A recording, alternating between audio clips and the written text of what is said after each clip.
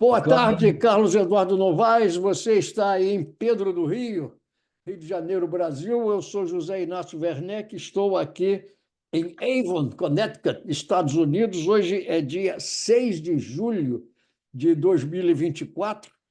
Novaes, temos alguns assuntos para conversar.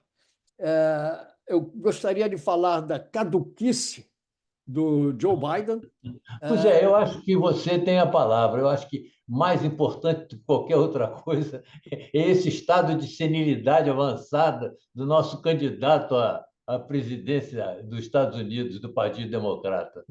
Mas temos também, eu quero aqui mostrar para você, olha, o seguinte, não sei se dá para ver aí, a presença de nosso caro Jair Bolsonaro, está aqui até a data, 6 de julho de 2024, mais uma Hã? vez nas páginas do New York Times, por apropriação indébita. Quer dizer, É ficou verdade. as joias que recebeu lá da Arábia Saudita, vendeu, mandou o seu É, nós vamos falar dono sobre isso. Eu vender. tenho alguns dados aqui, nós vamos falar sobre isso também. É um escândalo. Agora, veja só, o Bolsonaro é um reles imitador do Donald Trump. E até nos escândalos ele imita, só que ele imita em ponto menor, né? O Donald Trump é multimilionário, os escândalos dele são da ordem de bilhões de dólares. O Bolsonaro fica vendendo relógios aí por US$ 50.000. Ridículo, é até ridículo. Você pode me falar um pouco sobre isso? Não, não, o que aconteceu foi o seguinte, pô, é que a Polícia Federal levantou um relatório aí e entregou à Procuradoria-Geral e sobre as investigações em cima dessas vendas da, das joias da princesa, as joias da coroa, as joias da República, dos É. presidentes. Pois é. E aí o Bolsonaro está sendo acusado de apropriação indébita, está sendo acusado de lavagem de dinheiro e de crime de peculato. Ele está sendo acusado de tudo isso. Agora, É. é preciso ainda que o Supremo Tribunal Federal confirme essas investigações ou esse relatório da Polícia Federal que está na mão da Procuradoria-Geral da República. E pelo que eu li no jornal de hoje, nas notícias de hoje, essa movimentação em torno das joias na justiça brasileira só vai ocorrer depois das eleições municipais, que estão se aproximando aí também. E, bom, fala aí você um pouco, porque.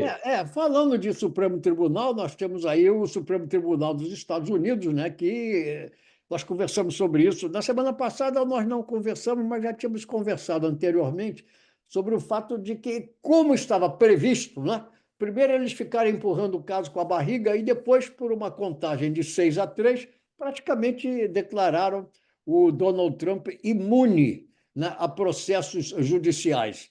E eu já contei essa história uma vez, eu vou repetir aqui porque eu acho que ilustra bem o ponto. Quando eu adquiri a cidadania americana, eu e a minha mulher estávamos sentados lá e fomos pronunciados cidadãos americanos. Imediatamente, aproximou-se uma pessoa e perguntou se nós queríamos nos registrar como republicanos ou democratas. Então, aqui nos Estados Unidos, eu já falei sobre isso, as pessoas, para progredirem na vida, são registradas como republicanos ou democratas. Todos esses juízes do Supremo Tribunal que votaram a favor do Donald Trump são republicanos de carteirinha. Eles foram nomeados por presidentes republicanos. Inclusive, o jogo sujo da política aqui dos Estados Unidos, houve duas nomeações que deveriam ter ido para os democratas, mas que não foram. A primeira foi da Ruth Ginsburg, que ela morreu. Tinham falado com ela para ela aposentar-se, o que daria ao Barack Obama a oportunidade de nomear um ministro do Supremo Tribunal democrata. Ela disse que não sei o que, resultado. Quando morreu, o Barack Obama já não estava mais como presidente e os republicanos, então, indicaram um republicano para o cargo. E o outro foi do Antonin Scalia. Antonino Scalia morreu, de repente, um ataque do coração. Isso aconteceu em fevereiro de 2016, que era o último ano do mandato do Barack Obama. Ele tinha alguns meses ainda pela frente. E o líder do governo, que naquela ocasião era da maioria, o líder da maioria, que era do Partido Republicano, o Mitch McConnell, ele escamoteou, ele impediu que a nomeação de um ministro para a Suprema Corte, ainda por parte do Barack Obama, fosse feita.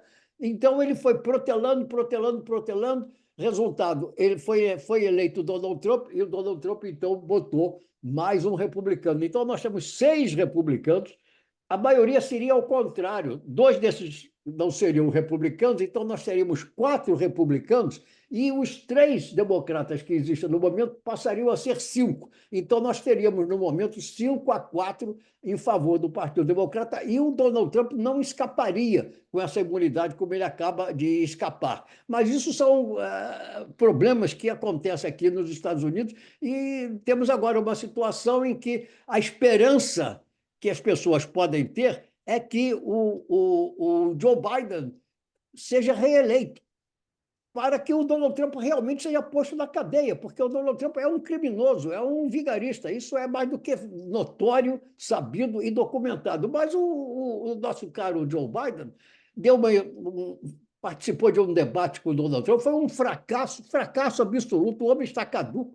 E agora, tentando escapar dessa condição, dizer que não está caduco, ele fez ontem uma entrevista, concedeu uma entrevista à ABC, ao George Stephanopoulos, mas não convenceu ninguém.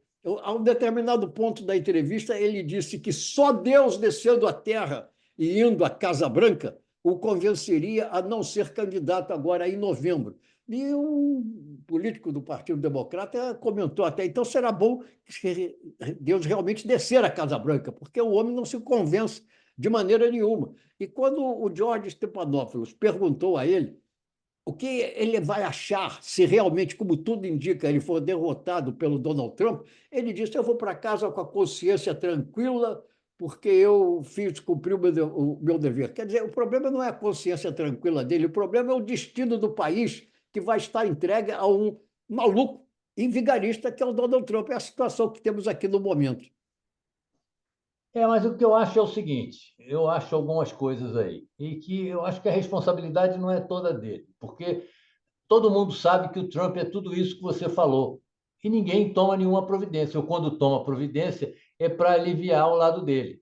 Quer dizer, É o o caso da Trump Suprema deve ser Corte, o né? único homem, o Trump deve ser o único homem que está acima da lei, não é? Porque Exatamente, aquele exatamente. velho ditado de que ninguém está acima da lei pode existir para todos nós mortais, mas para o Trump está acima, porque os carinhas dele, nesse fla-flu que existe lá nos Estados Unidos, de democratas e republicanos, os republicanos dele, lá no Supremo, ou na Corte Americana, O Supremo, votaram a Suprema favor Corte. dele. O que eu acho é que, tanto nos Estados Unidos como aqui no Brasil, a Suprema Corte não deveria ser uma escolha pessoal de presidente da República.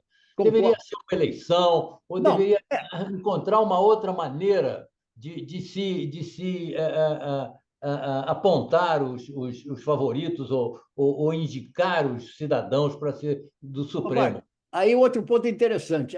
O ministro da Suprema Corte não é uma escolha pessoal do presidente, é uma indicação. E vai ao Senado, que tem, então, Assim, aqui também. o comitê, Aqui exatamente, também. o comitê judiciário, que vai apreciar a indicação. E aí, mais um ponto em que o Joe Biden é culpado, porque um desses ministros da Suprema Corte que votaram agora a favor do Donald Trump, o Clarence Thomas, só está na Suprema Corte por fraqueza do Joe Biden, porque, na ocasião, os democratas tinham maioria no Senado, portanto, ele era o presidente da bancada que examinava a competência ou a honestidade, e até a honestidade do Clarence Thomas, e ele fraquejou quando houve uma denúncia da Anita Hall, que era uma professora também de direito, que acusou o Clarence Thomas de assédio sexual, pornografia e tudo mais do que você possa imaginar nesse terreno. Ele fraquejou porque ele impediu que ela comparecesse uma segunda vez na mesma comissão para reiterar e comprovar as suas denúncias. Então, mais uma vez, o Joe Biden mostra que mentalmente ele não está lá, nunca foi essas coisas. E agora, então, atingiu um estado de, infelizmente, a verdade é essa, Absoluta senilidade. debilidade física e mental. Mas apenas um pequeno exemplo do que acontece aqui nesse país que, como os próprios americanos dizem, né, é o líder do mundo livre. Agora, Novaes, eu sei que você, na quarta-feira da semana que vem, vai reaparecer para o grande público com a sua peça Confidências de um Espermatozoide Careca. E É verdade, é eu verdade. gostaria Eu que já você ia me falasse. atrasando aqui. Eu já ia me atrasando para o nosso programa, inclusive eu pedi a você para que nós transferíssemos para sábado, porque eu estava decorando o texto, né? Mas eu já tenho uma boa desculpa para se eu esquecer no meio da peça e dizer, pô, eu estou dando uma de Joe Biden aqui, pô. Eu não devia ter voltado, Exatamente. eu não deveria ter voltado para o palco se eu esqueci. Se o Joe Biden pode, por que você não pode? Não, pois é, eu já tenho Não, essa desculpa pronta. eu já Mas, estava em pânico aqui, porque chegou a hora e você não aparecia, mas pois é, eu estava finalmente acabando você. de É. Estava acabando de decorar o texto. Então, A diga, peça vai fala aí sobre a ser... sua peça. Não, a peça vai ser é uma autobiografia do absurdo, em que eu começo narrando dos meus tempos de espermatozoide, ainda nos testículos do papai. E Certo. depois eu vou pela vida fora, falo do nascimento, da infância, da adolescência, das primeiras experiências sexuais, da minha ida lá a Georgette, na Bento Lisboa, aquilo que a gente chamava de rendezvous, e você fez Rendezvous, até um exatamente. comentário, É, é, você fez é. até um Eu comentário também no frequentei Facebook. alguns, eu devo confessar. Pois é. Mas eu quero Todos dizer o nós no seguinte, passado, né? pois É. é, essa peça, inclusive, é uma peça que eu mudei muito pouca coisa, quer dizer, aqueles 40 anos atrás, onde eu montei pela primeira vez, foi um grande sucesso, eu fiquei 3 anos circulando com ela aí, comprei, inclusive, uma casa em Friburgo, que depois eu vendi e comprei essa aqui em Pedro do Rio. Mas a ideia é uma espécie de uma, de uma peça old fashion, Certo. sabe? Eu acho que as pessoas da nossa idade ou próximo à nossa idade vão curtir muito. E os que não têm a nossa idade, os que não estão ainda na casa dos 80 nem dos 70, vão aprender como era a vida e o mundo, pelo menos no Brasil, que eu falo inclusive do golpe de 64. Eu Nós explico. fomos testemunhas, exatamente. Eu estava na faculdade de Direito, pô. O cara me acordou e disse: acorda, acorda, que a revolução está nas ruas, pô. E eu acordei na maior animação, botei o meu melhor terno, paletó e gravata, que eu nunca tinha, era a minha primeira revolução, e É. saí atrás da revolução lá em Salvador. Eu estava fazendo o curso de Direito em Salvador. E não houve jeito de eu encontrar. Eu perguntava às pessoas na rua: viu uma revolução passando por aí? Ninguém via, pô. Então, É. foi uma coisa complicada. Foi. Bom, mas o que eu quero dizer só é o seguinte: É. É quarta-feira. quarta-feira, né? Quarta-feira é a estreia. Quarta-feira, dia 10, às 8 horas da noite, no Teatro Clara Nunes, que fica no Shopping da Gávea. Quer dizer, não é um teatro de beira de rua, há uma segurança absoluta para as pessoas que estão preocupadas em sair à rua no Rio de Janeiro. Aliás, eu tenho uma história para contar aqui que eu acho que é fantástica e que saiu no jornal de ontem, que a polícia do Rio de Janeiro deu uma batida ah, na Cidade de Deus, no Morro do Urubu e na Maré. E quando chegou na Maré, diz aí o jornal, numa primeira página, uma chamada de primeira página, eles descobriram na Maré um condomínio com 41 prédios e 300 apartamentos. Na Quer Maré. dizer, na Maré, não, fosse em qualquer lugar. Como é que o É. cara descobriram É. 41 condomínios? Quer dizer, se fosse um condomínio, tá bom que É. eles tivessem descoberto. Ou dois condomínios, ah, bom, eles não sabiam, eram os dois condomínios. Agora, já tinha 41, a milícia já tinha construído 41 condomínios com 300 apartamentos, e os caras disseram que descobriram agora. Descobriram agora. Quer dizer, tem alguma coisa mal contada nessa história, pô. Porque o sujeito, o Rio de Janeiro não é tão invisível assim, a ponto de você não ver onde tem 41 condomínios com 300 apartamentos. Que loucura absoluta. Mas tudo bem, vamos lá. Eu tenho só para concluir aí uma boa notícia para não ficar Diga. só sendo crítico, é que o governo está recuperando aquela comissão dos mortos e desaparecidos da ditadura. Isso não Bolsonaro sabia. acabou com ela 15 dias antes de cair Certo. fora do governo, e foi uma comissão que foi criada pelo Fernando Henrique em 1995. O governo está recuperando ela, e eu acho que isso é uma boa notícia para continuar aí a caçada aí a pesquisa a esses corpos todos. Tem mais de 200 desaparecidos aí da época da ditadura e não se sabe onde é que eles estão. Ainda, né? Que coisa, hein? É verdade, é verdade. Mas, Digo, então, o que eu tenho para te dizer é isso. Essa é a boa notícia. Agora, bom, agora, aqui, fala, continua. Você sabe que o Milei, aquele é o presidente da argentino? Argentina, É, que está à direita do fascismo, é, é o cara que está à direita do é, fascismo, é, consegue ficar à direita do fascismo. é. Ele está aqui no Rio, está no Brasil, aliás, mas E está em não vai Santa visitar o Lula, né? Pelo que eu soube. Não, não. Andou e andou para o Lula, né? Ele foi É, para Santa Catarina direto participar de uma convenção é. de alguma coisa criada pelo Eduardo Bolsonaro, o filho do Jair, que é uma reunião de conservadores de extrema direita e vai ter pela quinta vez, a quinta edição, vai ser lá no Balneário Camboriú, para onde o seu Milei está se dirigindo. Dizem que é um dos redutos da direita brasileira, né? O Balneário de Camboriú. Não, E Santa Catarina é o maior reduto da direita mas, brasileira. nesse Balneário de Camboriú, especificamente, pelo menos eu estava lendo hoje. É, Não, não, pode ser, pode ser. Eu é. não sabia, mas pode ser. É, realmente são coisas. Bom, não é a primeira vez, aliás, que o Milei terá cometido uma falta de educação, né? Ele fez a Ah, mesma coisa com o primeiro-ministro espanhol, fez uma grosseria com o primeiro-ministro espanhol e depois se foi. recusou a pedir desculpas. Desculpas. Ele está fazendo aí, ele faz um pouco de gênero também, né? Para É, dizer que é antissistema, é isso. Agora, o país aqui está às voltas com as eleições municipais. certo. Sabe que o Brasil tem 5.570 municípios. E por aí você imagina como é que não está fervilhando aí todas essas articulações políticas aí do partido do Bolsonaro, do PT e de outros partidos mais, que o Brasil deve ser uma das democracias ocidentais que tem o maior número de partidos, né? E está fervilhando aí o O país. Brasil é o oposto, é o extremo oposto dos Estados Unidos. Os Estados Unidos praticamente tem dois partidos que se É, revezam no é, poder, e o Brasil tem 30, 29, 30, 32, por nem aí, é sei. verdade, É, é verdade. é, Agora, é, se você for ver o programa deles, pô, é tudo igual, é tudo o mesmo programa. Eles criam o partido para poder tirar vantagem disso, só é, isso. é. Ganhar aí uma grana com o negócio do fundo eleitoral e tudo mais. É uma Agora, vergonha. por falar em política, Novaes, nós estamos assistindo uma onda, né, de políticos da extrema-direita, como na França agora com a Marine Le Pen, e outros países, com Vítor Orbán na Hungria, na Itália, e por aí vamos.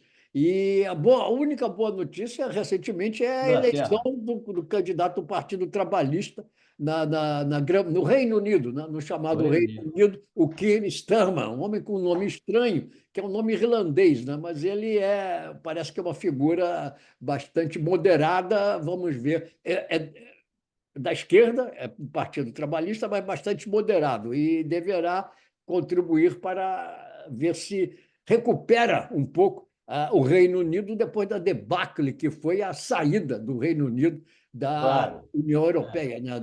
Do mercado. O Brexit. É, O Brexit. eles É. renunciaram à Europa, que foi um É. desastre, e hoje está sendo refletido, e isso acabou levando à queda do Partido Conservador, que estava no poder há uma eternidade, aí, diversos primeiros ministros do Partido Conservador, a começar por aquele maluco, o Boris Johnson, né, se É. revezando no poder. Agora, você falou uma coisa interessante, aí você falou do imenso número de municípios no Brasil. O Brasil é um país que tem uma grande população, um dos países de maior área geográfica do mundo e também de maior população no É mundo. E verdade. hoje é uma coisa curiosa, estamos aí para falar um pouco de futebol, Copa América. E o Brasil vai jogar com o Uruguai, e acontece o seguinte: o Brasil está com medo do Uruguai. Então, pelo É. que eu Não, tenho mas visto, o Uruguai. todo mundo achando que o Uruguai é o favorito, vai jogar É, hoje. E o mas Uruguai é um país de uma população minúscula. É, O Uruguai é, não chega talvez a 3 milhões de habitantes. Quer é. dizer, o chamado pool genético, né? O número de habitantes que podem produzir bons jogadores de futebol é infinitamente inferior ao do Brasil. Entretanto, há décadas e décadas e décadas, o Uruguai nos causa problemas e agora mais do que nunca, né? Vamos ver o que acontece. Ele é tido como favorito, né? Mas É um a favorito. questão a questão da Inglaterra, aí que você estava falando, do Reino Unido, a debacle só não É. foi maior porque eles hoje conseguiram ganhar nos pênaltis, Ah, bom, suando, é, da é, Suíça, porque é. eles não nem mereciam ganhar esse jogo. Eu vi algumas partes do jogo, né? Eu vi o É, segundo tempo todo do jogo e vi como foi doloroso a Suíça perder esse jogo para a Inglaterra, que é o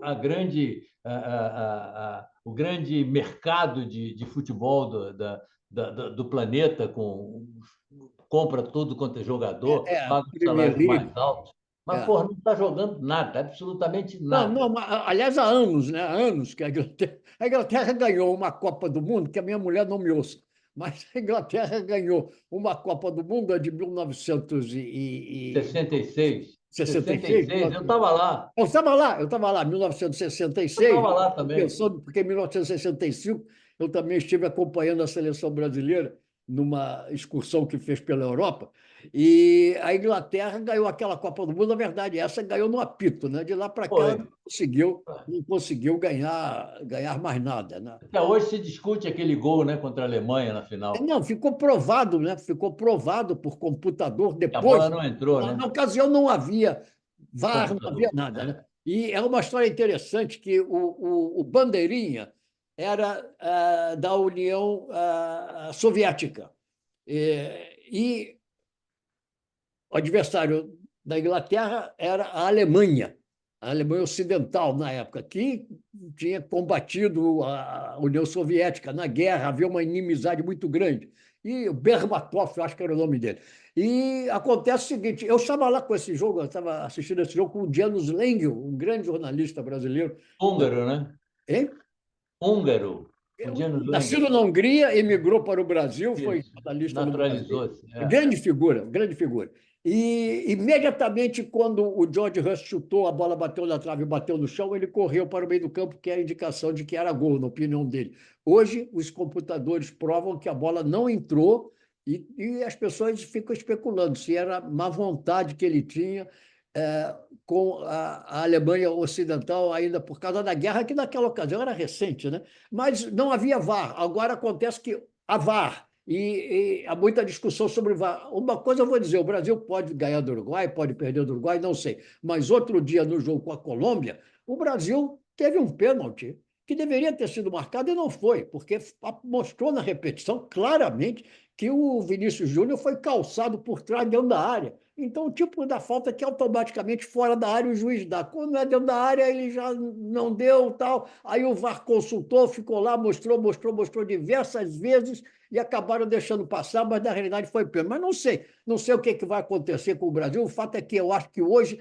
não há mais nenhuma identidade, ou há pouquíssima identidade da população brasileira com a seleção brasileira. Em parte porque quase todos os jogadores foram para a Europa, jogam na Europa, e depois também porque virou uma coisa política, né? O Bolsonaro com a camisa amarela, hoje tem gente que tem má vontade com a seleção por causa disso. É verdade. É verdade. Mas também a qualidade do nosso futebol caiu, né? Não é É, mais a mesma. É verdade. E também os jogadores, por mais que eles tenham seu espírito patriótico, são jogadores que jogam na Europa, que estão com a vida resolvida, que estão com a vida mas é ganha. isso que eu falo. Então, sabe, não tem mais aquele fervor, aquele empenho, aquela necessidade de se mostrar para ganhar mais, porque eles já ganham mais, não é? Isso aí eu acho que interfere também, influi. Mas eu acho que o Uruguai, eu já tinha falado sobre isso no outro programa anterior que nós fizemos, dessa coisa incrível que o Uruguai, com 3 milhões de habitantes, É, porra, foi 2 vezes campeão do mundo, campeão dos Jogos Olímpicos, é. e tem sempre uma geração aí permanente É. crescendo de jogadores, porra. Mas vamos ver o que vai rolar aí hoje à noite. Vamos ver. Aqui no Brasil, estão dando o Uruguai como favorito. Não, E é é o que eu acabei de baseado em falar. números, né? É, Baseado em números. O Uruguai é. ganhou os 3 jogos, tem um ataque mais positivo. Então, pega esses números aí e compara com os do Brasil e diz, o Uruguai é favorito. Vamos Vamos ver, e ver. o Brasil hoje não vai ter o Vinícius Júnior. Nós vamos assistir, vamos ver. O fato é que a Copa da Europa desperta muito mais atenção do que esta Copa América, mas vamos Ah, ver. sim. Agora, por falar em futebol, para encerrar rapidamente, eu soube hoje que o Supremo Tribunal, o Superior Tribunal de Justiça Desportiva repeliu enfaticamente todas as acusações feitas pelo John Textor, né, o dono do Botafogo, e ainda querem multar o homem. É verdade, é Ele virou verdade. vítima. Virou vítima, é De verdade. acusador, ele Não, ele não passou a virou acusador. vítima, ele era vítima. Ele É, virou agora é um delator aí, é. um miliciano, sei lá. Eu não sei exatamente, morando aqui, o que se passa exatamente, mas eu acho muito estranho que, de repente, esse mundo do futebol se volte com tanta ênfase, tanta energia, tanto rancor contra um cidadão que vem de um outro país e diz uma coisa que é bem possível que aconteça, né? Que haja corrupção no futebol brasileiro. Ah, Vamos ver sim, o que cara. acontece. Não tem dúvida, porra. A corrupção está aqui em todos os cantos, por que que não vai estar no futebol, porra? É. Está na política, está no poder público, está em tudo quanto é lugar, porra. Então tem que estar no futebol também, porra. Está no Tudo judiciário, está em tudo quanto é lugar, porra. Bom, mas vamos ficar por aqui esta semana. Eu quero desejar a você o maior sucesso. Vai ser uma apresentação, vão ser diversas Vai ser apresentações. uma apresentação só. E a partir É, dessa apresentação eu vou ver se eu faço outras ou se eu me divirto apenas com essa, porra. Vamos ver certo. como é que rola. Na sexta-feira que vem eu te dou uma notícia. Eu desejo um Boa, eu grande espero. sucesso e depois também você precisa dar notícias sobre a Casa dos 80. Pois é, a Casa dos 80 está em crise aí agora, porque o meu produtor e o dono do estúdio se desentenderam em torno de valores lá, e eu não sei como é que a gente vai resolver isso, porque já temos, inclusive, 3 programas gravados aí e que não foram ao ar ainda. E eu disse que nós íamos estrear dia 1º de julho. Vamos ver como é que essa coisa se resolve. Vamos ver. Grande suspense. Vamos ver. Na próxima semana a gente conversa sobre isso. Valeu, grande Um abraço para abraço. você. Um abraço. Dá Deixa eu um ver se eu beijo aí na acerto aqui dona. hoje, porque o negócio aqui mudou. Parece que agora apareceu aqui. Stop record. Eu vou parar. Fica até Tá a bom. semana que vem, não vai? Valeu, querido. Um abraço. Tchau, Tá, tchau. Bom fim de semana. igualmente.